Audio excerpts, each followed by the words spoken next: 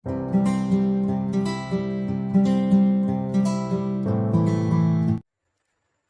Friends, welcome to my channel Deep classes.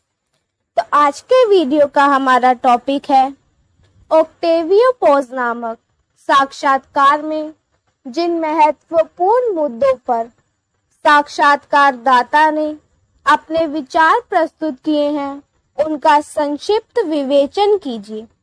आज के video में हम इस क्वेश्चन के आंसर को जानेंगे, लेकिन उससे पहले मेरी आपसे एक छोटी सी रिक्वेस्ट है।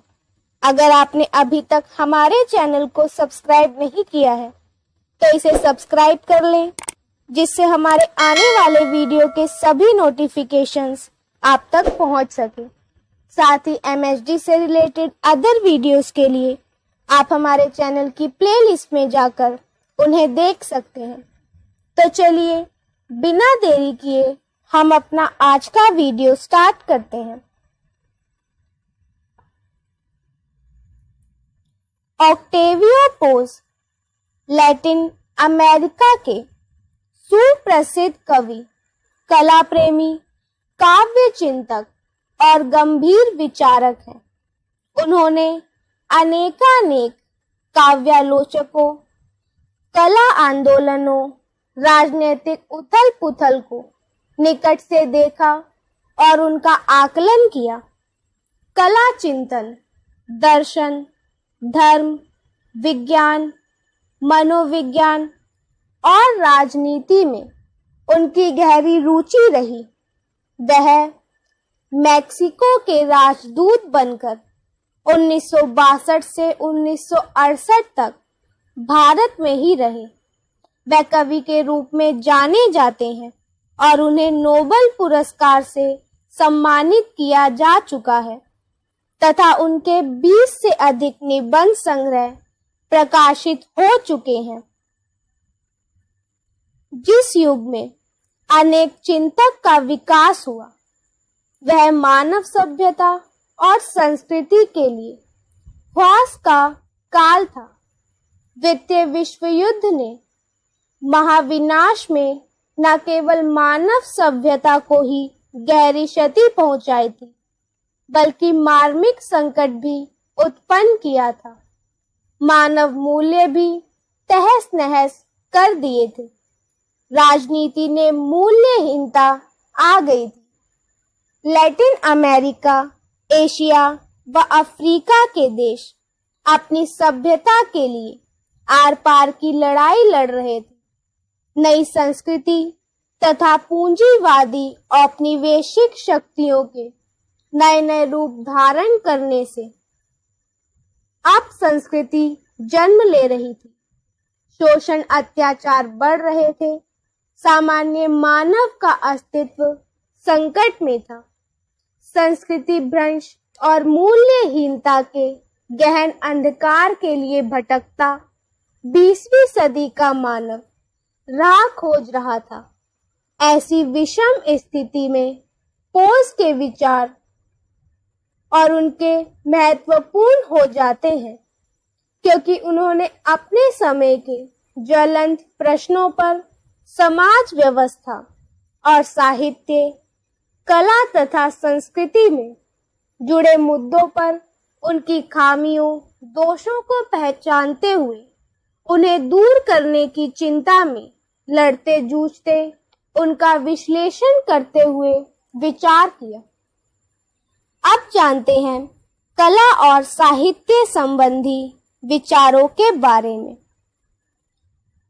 तो पहला, कला आदमी का सबसे मूल्यवान आविष्कार है। दूसरा, कला का जन्म किसी वाद विवाद से नहीं होता। कलाकार के भीतर पनपते सुलगते विद्रोह से होता है। कलाकार इस विद्रोह को बाहर से जुटाता नहीं है। तीसरा है, कला प्रचार का साधन या माध्यम नहीं है। चौथा, साहित्य की आदि शक्ति त्रासदी, ट्रेजेडी है। आदि कवि वाल्मीकि से लेकर प्रयोगवादी कवि आज्ञे तक पीड़ा, वेदना और दुख को कविता का मूल स्रोत मानते रहे हैं। पांचवा, अमूर्त कला की दुनिया में अत्यधिक नकल है और इसका कारण यह है कि इसकी खोज का क्षेत्र संवेदना नहीं, फॉर्म है। अब जानते हैं वैचारिक प्रतिबद्धता के बारे में। तो साक्षात्कार में सबसे पहला और सबसे महत्वपूर्ण प्रश्न वैचारिक परिबद्धता को लेकर उठाया गया है। पॉज इसे साहित्यिक समस्या नहीं मानते। उनके अनुसार यह सवाल राजनीतिक कारणों से और राजनीति से पैदा हुआ है। किसी विचारधारा या वैचारिक प्रतिबद्धता को कला का मानदंड मान लेना गलत है। कला प्रचार का साधन नहीं है। उसे राजनीतिक राजनेताओं का हथकंडा बनाना खतरनाक होगा।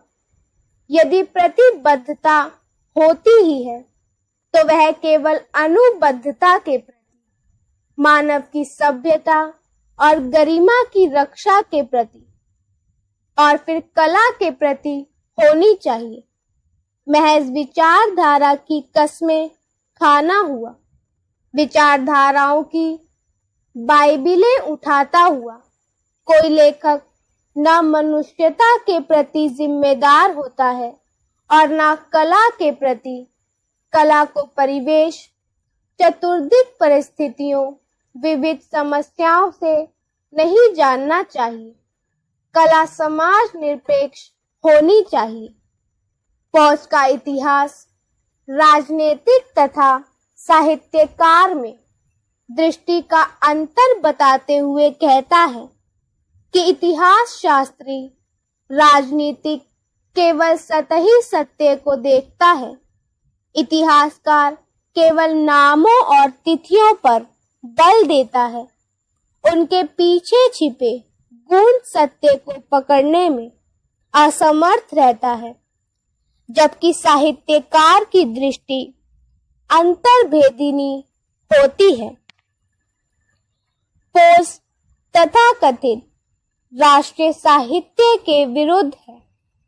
उससे जो घृणा करते हैं, क्योंकि वह मानव जाति को बांटता है, परस्पर द्वेष पैदा करता है, संकीर्ण और अनुदार विचारों को जन्म देता है। राष्ट्रभक्ति, राष्ट्रीय भावना, परंपरा, संस्कृति के विचारों को संस्कृति के नाम पर जहर घोलता है।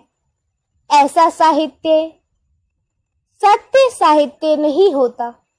पॉज उसे झूठा साहित्य कहते हैं। अब आते हैं पश्चिम के साहित्य पर विचार। तो पॉज स्वयं अतियार्थवादी कवि रहे हैं।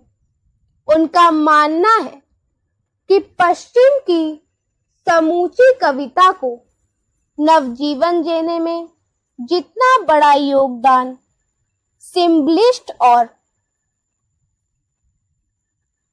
सुब्सिडियलिस्ट आंदोलन ने दिया है, उतना अन्य किसी ने नहीं। अमेरिका के बीट कवियों के विषय में उनका विचार है कि उनकी कविताओं में मानवीय आपत्ति तो है, पर कला और कविता की दृष्टि से वह सामान्य रचना ही है। फ्रांस के नए उपन्यास को वह नीरस और अधमरा बताते हुए उन्हें बकवास कहते हैं। उनमें कला नहीं, तकनीक है जो चमत्कृत कर सकती है, मन को छू नहीं सकती। अब जानते हैं राजसत्ताओं के संबंध में विचार। तो पोज सबसे अधिक नाराज तथा शुद्ध है राजनेताओं और राज सत्ता पर अधिकार जमाकर अपना उल्लू सीधा करने वालों पर। साक्षात्कार के आरंभ में ही वह कहते हैं कि कला आदमी का सबसे कीमती अधिकार है और राज सत्ताएं कला को भ्रष्ट करती रही है। विश्व युद्धों और उनके दुष्परिणामों का कारण भी वह राजसत्ताएं रही हैं। इन्होंने राजनीति को गुंडों, बदमाशों, चरित्रहीनों, भ्रष्टाचार में लिप्त महत्वाकांक्षी कुछेक लोगों का अड्डा बना दिया है। सत्ता हथियाने के लिए नई नई तरकीबें निकलती रही हैं। रूस की क्रांति का परिणाम यह हुआ कि स्टालिन के जमाने से सत्ता जनता के हाथ से निकलकर एक डिक्टेटर के हाथ में सिमट गई है। लेनिन की संतान चेकोस्लोवाकिया पर टैंकों से हमला करती है, तो लिंकन के उत्तराधिकारी वियतनाम पर बमबारी करते हैं। सर्वत्र नौकरशाही का बोलबाला है। लोकतंत्र की खाल पहनकर मुट्ठी भर लोग खूंखार भेड़ियों की तरह जनता का खून चूस रहे हैं। सर्वत्र मूल्यहीनता है, अराजकता है, भ्रष्टाचार है और अपसंस्कृति है। नेक्स्ट है छात्र असंतोष पर विचार।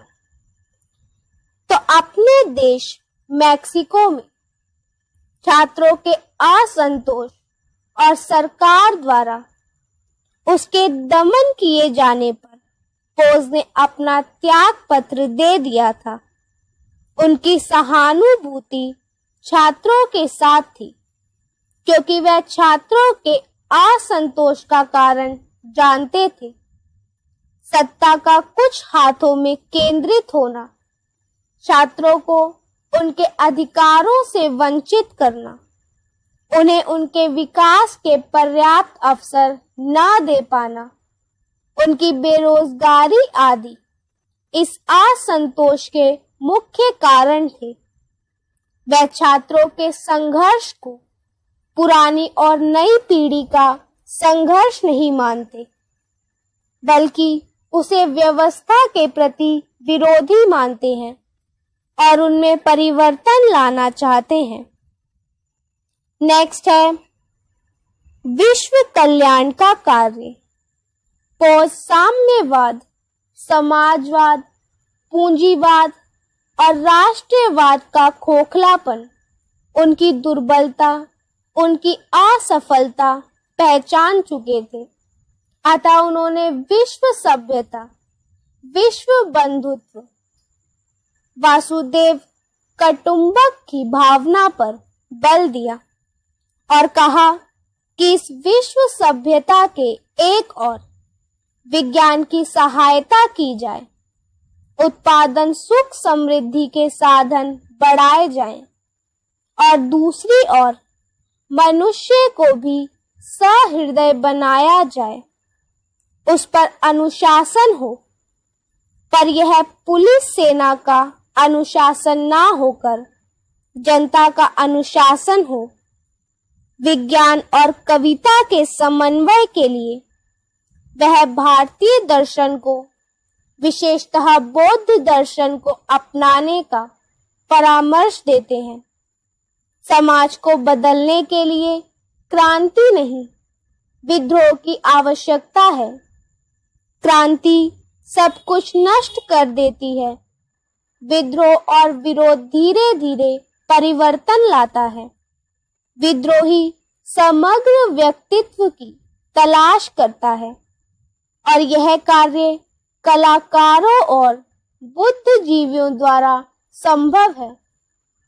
साहित्य, संस्कृति, कला ही सच्चे मानव मूल्यों की पहचान करवाकर पतोन्मुख विनाश के कगार पर खड़ी मानव जाति को सुरक्षा प्रदान कर सकते हैं। आगे देखते हैं भारत संबंधी विचार। तो प्राचीन भारत के प्रति पौस के मन में बड़ी श्रद्धा और सम्मान का भाव है। विश्व सभ्यताओं में मानव का एक अनोखा स्थान है। उसने अपने दर्शन से संसार का पथ प्रदर्शन किया है। वह भारतीय दर्शन के अध्येता रहे हैं। उन्होंने भारतीय काव्य पढ़ा है, मथुरा की मूर्ति कला, महाबलीपुरम की स्थापत्य कला, कार्ला की गुफाओं पर वह मुग्ध है, भारतीय संगीत के प्रशंसक हैं और भारत की समृद्ध लोक कलाओं ने भी उन्हें आकृष्ट किया है। परंतु वह प्राचीन भारत के जितने प्रशंसक हैं, उतने ही वर्तमान भारत में जो कुछ हो रहा है उस पर क्षुब्ध हैं। उनका कहना है कि भारत के बुद्धिजीवी वर्ग के बीच भी बौद्धिक वातावरण का अभाव है। क्षुद्र स्वार्थ के लिए वह राजनेताओं के दास बन जाते हैं। भारतीय साहित्य और लेखकों के विषय में भी उनके विचार दो टूक हैं। वह दिग्भ्रमित हैं। ब्रिटेन, अमेरिका, पश्चिम के साहित्य को आदर्श मानते हैं। वही उनकी प्रेरणाओं के केंद्र बने हुए हैं। यहाँ के अंग्रेजी पढ़े लिखे लोग ढोंगी तथा स्वार्थी हैं। देश प्रेम, कला प्रेम, सुसंस्कृत होने का स्वांग रचते हैं। वह बौद्धिक एवं सांस्कृतिक रूप से पाश्चात्य सभ्यता और विचार सारणी के गुलाम है। वह भारत की अमूल्य कला धरोहर को, लोक संस्कृति को विनष्ट कर रहे हैं। उनकी रुचि घटिया और भद्दी है। यह पाखंडी और नक्काल वर्ग है। अंग्रेजी साहित्य का विकास मानते हुए भी इनका अंग्रेजी साहित्य का ज्ञान अधूरा है और अपरिपक्व है। भारत के समाचार पत्रों, साहित्यिक पत्र पत्रिकाओं की स्थिति भी उन्हें क्षुब्ध करती है। इनमें साहित्य और कला के संबंध में कुछ जानकारी दी गई है। उन्हें प्रोत्साहन देने और उनके विकास में इनका योगदान नगण्य रहता है। इसे केवल राजनीतिक उठापटक, षड्यंत्रों एवं ओछी घटनाओं को प्रस्तुत किया जाता है या फिर रोमांचक घटनाओं को, जैसे डाका, आगजनी, रेल दुर्घटना, अपहरण आदि। इस प्रकार साक्षात्कार वर्तमान समय में विश्व की संस्कृति, शांति, साहित्य और कला पर मंडराते संकट की पहचान करता है और उससे बचने के उपाय भी बताता है। उन्हें राजनेताओं पर विश्वास नहीं है, पर कवियों, कलाकारों से आशा है कि वह डूबती नौका को पार लगाने में सक्रिय भूमिका निभाएंगे। तो इसी के साथ हमारा आज का वीडियो यही खत्म होता है, जिसमें हमने जाना ऑक्टेवियो पोज नामक साक्षात्कार में साक्षात्कारदाता ने जिन मुद्दों पर विचार किया है उनके बारे में। अगर हमारा आज का वीडियो आपको पसंद आया हो तो वीडियो को लाइक एंड शेयर जरूर करें और हमारे चैनल को सब्सक्राइब करें। Thank you for watching.